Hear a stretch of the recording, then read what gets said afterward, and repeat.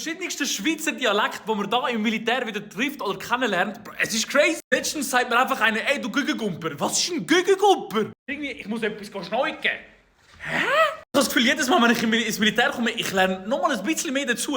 Die ganze Dialekt angeht von der ganzen Schweiz. Ab und zu, es tut mir auch wirklich leid, aber ich habe einfach ab und zu eine Schwierigkeit, euch zu verstehen. Vor allem, wenn es dann richtig schnell geht und ich allgemein schon ein bisschen den Dialekt nicht so gut kenne. Oh, Hilfe, da bin ich verloren. Schönen Abend miteinander. Vorher laufen gerade einen entgegen, er so, bonjour, ich so, ja, nein. Oui, schön Appell, ja, gut, schönen Abend. Ab und zu, ich habe das Gefühl, ich tue mich mit Händen und Füßen mehr dingseln als mit der Sprache selber. Und irgendwie jedes dritte oder vierte Gespräch muss ich so sagen, hey, was hast du gerade vorher gesagt? Sorry, ich habe dich nicht verstanden. Ja, du musst dann gucken und ich so, Opa! Das Schlimmste aber im Militär mit diesem ganzen Dialekt ist, wenn dir jemand etwas auf WhatsApp schreibt und du kannst es nicht entschlüsseln. Ich liebe eure Romandie, ich liebe eure Romandie. Aber wenn ihr etwas schreibt, bei Einbrecher